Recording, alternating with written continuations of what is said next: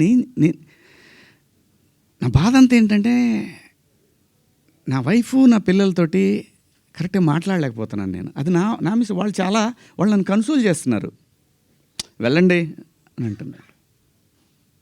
అంటే ఎవరికో అయిందని కాదు, శివాజీ ఇలా మాట్లాడ్డే అని ఆ వైఫ్ని ఎవరన్నా అడుగుతారేమో అనే బాధ తప్ప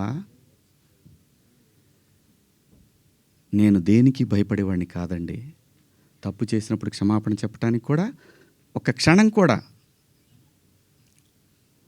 మనలో మనం కూర్చొని ఒక మాట అడిగితే సింపుల్గా అమ్మ నన్ను క్షమించండి, నా వల్ల ఈ 2 పదాలు దొరికినాయి అని చెప్పేదానికి దాన్ని చాలా దూరం సాగదీశారు. పర్వాలేదండి, మేము పట్టడానికి ఉన్నాం, పడతాం. సమాజంలో ఎప్పుడైనా సరే ఇలా జరిగినప్పుడు నేను మాట్లాడతానండి, నేను ఖచ్చితంగా మాట్లాడతానండి. నేను ఏ తండ్రి వదిలేస్తారండి పిల్లల్ని? ఇంకొక పదం, ఒకప్పుడు ఒక జర్నలిస్ట్ మేడం గారు స్వేచ్ఛ మగాడిచ్చాడా అనే అంటే ఇదే డివిజన్ తీసుకురావటానికి. నేను అన్న ఉద్దేశం ఏంటంటే స్వేచ్ఛ ఎందుకు కోల్పోవాలంటే, ఒక ఇంటర్మీడియట్ చదివే పాప ఒక సెమీ బాడీ కనిపిస్తా స్లీవ్లెస్ వేసుకొని వెళ్తే ఆ పాప అబ్యూజ్కి గురైనప్పుడు ఆ తండ్రి అనుక్షణం వెంటుంటాడు. అప్పటిదాకా హాయిగా తిరిగిన పిల్ల వీళ్ళ ప్రేమలో, వీళ్ళ పొసెసివ్నెస్ వల్ల ఆ పాప తన ఫ్రీడమ్ని కోల్పోయినట్టు ఫీల్ అవుతుంది. అది దాని అర్థం. మీరందరూ పెద్దవాళ్ళమ్మా, ఎవరెవరైతే నన్ను దోషిగా సమాజం ముందు నిలబెట్టాలనుకున్నారో మీ అందరికీ వందనాలు. మీరు బాధపడ్డందుకు మీకు కూడా క్షమాపణలు. ఇది శివాజీ ఎందుకు, ఇంకా ఇంతకుముందు చాలా జరిగినాయి కదా, వాళ్ళని అడగరే? నేను చెప్పింది ఏంటి? మనకెందుకమ్మా? సమాజంలో ఏ తప్పు జరిగినా అందరూ వేళ్ళన్నీ సినిమా ఇండస్ట్రీ వైపు వస్తున్నాయి. ఆడపిల్లల రేపులు జరిగినా, లేదంటే తాగి పిల్లలు మాబు దాడులు చేసుకున్న ఒకడికొకడు ఒక సమూహాలు కలిసి, ఆ సందర్భంలో మాట్లాడాలా లేదా? విత్ గుడ్ ఇంటెన్షన్ నేను మాట్లాడినా, నేను వాడిన పదాలు అన్పార్లమెంటరీ. ఆ 2 పదాలు. ఇంతకు మించి నేను ఏ తప్పు చేయలేదు. చేస్తే క్షమాపణ చెప్పడానికి వెనకాడను. నేను ఎదురుదాడికి కూడా వెళ్ళే మనిషిని కాదు. నేను నా కోసం నా ఇంటెన్షన్ అర్థం చేసుకున్న వాళ్ళందరికీ కూడా థ్యాంక్ యూ సో మచ్. ముఖ్యంగా అనసూయ గారు నా ఇన్సెక్యూరిటీ గురించి మాట్లాడారు.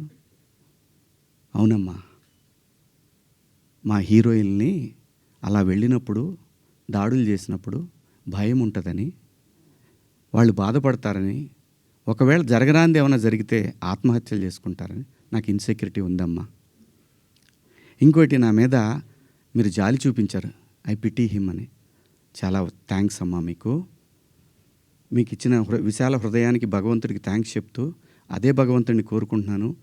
మీకు తొందరలోనే మీ రుణాన్ని తీర్చుకునే అవకాశం భగవంతుడు నాకు కల్పించాలని కోరుకుంటున్నామ్మా.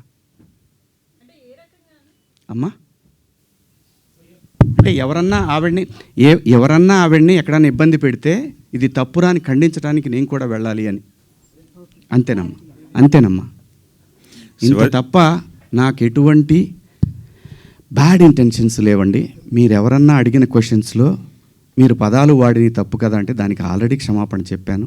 ఇంకా వేరే ఏమన్నా ఉంటే అడగండి. శివాజీ గారు, ఆ రోజు మాట్లాడినా ఈరోజు మాట్లాడినా హీరోయిన్స్ గురించి మాట్లాడాను అన్నారు. హీరోయిన్స్ ఎక్కడైనా రెస్పాండ్ అయ్యారా? మీతో ఎవరన్నా మాట్లాడారా? ఇండస్ట్రీ నుంచి సుప్రియ గారు తప్ప మిగతా వాళ్ళు ఎవరైనా మాట్లాడారా మీతో ఇప్పటి వరకు? ఎవరు మాట్లాడలేదండి. విష్ణుబాబు మాట్లాడాడు నాతోటి. ఏమన్నాడంటే, డలింగ్ అని అంటే, సారీ బాబు, నా నుంచి 2 బ్యాడ్. ఇదే ఫస్ట్ కాల్ రాగానే ఇట్లా పదాలు వాడాను. లిటరల్గా నాకు అపాలజీస్ చెప్పాలని ఉంది అన్న. సూపర్, ఇంకేంటి, ఒక మెయిల్ పంపించేసేయండి, వాళ్ళు ఆల్రెడీ పెట్టినట్టున్నారు అని పంపించేశాను. ఆ తర్వాత చాలామంది హీరోలు ఫోన్ చేశారు, చాలామంది ఆర్టిస్టులు ఫోన్ చేశారు, చాలామంది ఎమ్మెల్యేలు ఫోన్ చేశారు. ఆడపిల్లని కాపాడుకోవాలనే ఉద్దేశం తప్ప ఆడపిల్లని బంధించి ఆడపిల్ల స్వేచ్ఛను హరించి ఆడపిల్లల్ని ఆట వస్తువులాగా చూడాలనుకునే సంస్కారం ఈ జనరేషన్లో కూడా ఎవరికీ లేదు. కుసంస్కారం ఎవరికీ లేదు. ప్రతి తల్లి, నా ఇంట్లో తల్లి ఉంది, మీ ఇంట్లో తల్లి ఉంది, మనకు పెళ్ళిళ్ళైతే భార్యలు ఉంటారు, మనకు బిడ్డలు పుడితే ఆడపిల్లలు ఉంటారు. వీళ్ళందరి మీద ఉన్న అపరిమితమైన ప్రేమతోనే వాళ్ళ మీద చూపించే అడుగడుగు. ఎందుకంటే ఈ భారతదేశంలో ప్రతి 3 గంటలకు ఒకసారి రేపు జరుగుతూ ఉంది. ఒక ఆడబిడ్డ జీవితం నాశనం అయిపోతూ ఉంది. ఆ భయంలోంచి వచ్చిందే, అమ్మ కొంచెం మంచి బట్టలు వేసుకెళ్ళరా అని ఒక తండ్రి చెప్తాడు.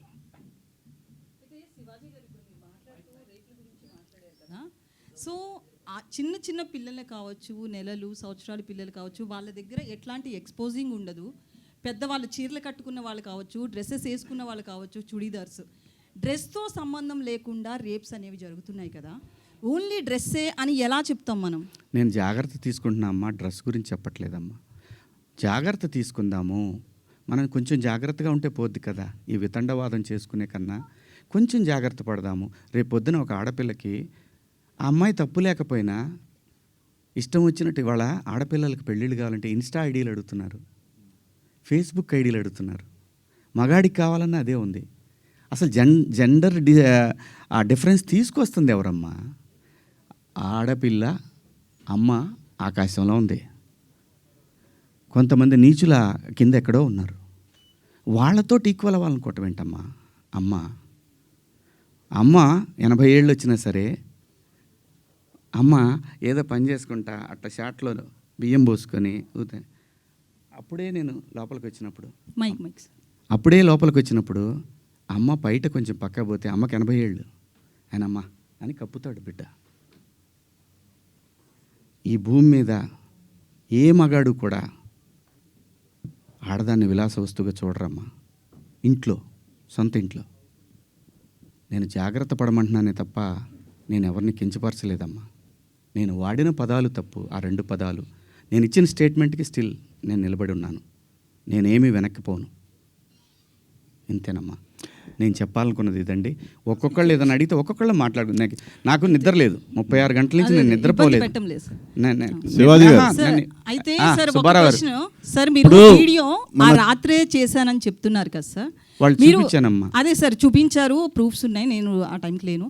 అయితే ఆ రాత్రే మీరు రిగ్రెట్ ఫీల్ అయినప్పుడు ఫ్యామిలీ మెంబర్స్ నుంచి కావచ్చు, వాళ్ళతో మీరు మాట్లాడారు కదా, అంటే ఒక పిఆర్ చెప్తే ఒక ఆర్టిస్ట్ వినడం అనేది ఎంతవరకు కరెక్ట్? రిగ్రెట్ అనేది మీరు ఫీల్ అయ్యారు, ఆ రాత్రికే రిలీజ్ చేసి ఉంటే ఇంత డ్యామేజ్ జరగదు కదా. పిఆర్ని అడగడం ఏంటంటే? నేను పిఆర్ని అడగలేదమ్మా. మీరు ప్రసాద్కి పంపించడం కావచ్చు. ప్రసాద్కి నేను పంపించాను తప్ప అతను వద్దు కావాలి అనలా. నేను పంపించి ప్రసాద్ నేను చెప్తానుండు, నేను చెప్పినప్పుడు పంపించేద్దు కానీ అని చెప్పా. నా ఫ్రెండ్స్తో డిస్కస్ చేశా. ఏముంది నువ్వేం మాట్లాడావన్నారు. ఇంకా కాదు, నేను 2 తప్పుడు మాటలు మాట్లాడాను. సరే చూద్దాం, పొద్దున్నే ఒకవేళ అయిపోయిందని అనవసరంగా కెలుక్కోవటం ఎందుకు అని అన్నారు. కానీ నాకేంటంటే అది కొడతానే ఉంది. నేను పడుకోలేదు. నేను ఇందులో మా ప్రసాద్ తప్పు ఉందనో ఇంకోళ్ళ తప్పు ఉందనో నో. ఇది ప్యూర్లీ నా వల్లే జరిగినటువంటి ఒక విచారకరమైనటువంటి 2 పదాలు. అయితే బిగ్ బాస్ లో కూడా కొంచెం మీ బిహేవియర్ అట్లనే ఉంది అనేది కూడా అప్పట్లో ఉంది కదా. సో బేసికల్లీ క్లారిటీగా చెప్పండి. అయితే బిగ్ బాస్లో మీరు ఒకసారి మాట్లాడుతూ నాగార్జున గారితో ఆడవాళ్ళ తల కిందేసి తొక్కుదును, అదే నా ఇంట్లో ఆడవాళ్ళు అయితే అని సంథింగ్ కొన్ని మాట్లాడారు అప్పట్లో. బేసికల్లీ మీకు ఒక నెగిటివిటీ బాగా ఉంది అనేది కూడా సోషల్ మీడియాలో వస్తుంది. ఆ విషయంలో కూడా ఒక క్లారిటీ. మొన్న రిలీజ్ అయిన మీ సినిమా కూడా మంగపతి అనే క్యారెక్టర్ విషయంలో కూడా అది బాగా మీకు నచ్చింది, బట్ అది లేడీస్ యాక్సెప్ట్ చేయలేదు ఆ క్యారెక్టర్ని. జెంట్స్ చాలా వరకు మీకు మీ వైపు నిలబడితే లేడీస్ చాలామంది ఆ క్యారెక్టర్ మీద చాలా నెగిటివిటీతో ఉన్నారు. సో ఇదంతా కూడా అతని మనసులోంచి వచ్చింది అనేది కూడా వినిపిస్తుంది. ఈ విషయంలో ఒక క్లారిటీ. 100% ఎప్పుడు కూడా యాక్సెప్టెన్స్ ఉండదమ్మా. ఇక్కడ అభిప్రాయాలు మారుతూ ఉంటాయి. సిచ్యువేషన్ మారినప్పుడు ఆ మనిషిని మంచిగాను చూస్తారు, చెడుగాను చూస్తారు. Coming to Mangapathi, big boss హౌస్లో నా ప్రవర్తన నాకు నేనుగా నేను ఎలా ఉన్నాను అనేది చూసి ఆ క్యారెక్టర్ నేను సెలెక్ట్ చేసుకున్న మాటలు కూడా రావట్లేదు, నిద్ర సెలెక్ట్ చేసుకున్నానని చెప్పాడు. ఇంకొకటి, ఆ రోజు కూడా ప్రజలు ఏదైతే స్పందన చూపించారో ఈరోజు కూడా అదే స్పందన చూపించారు. బిగ్ బాస్ హౌస్లో ముఖ్యంగా మా ప్రాంతంలో నాకు సగం వయసు అయిపోయిందమ్మా.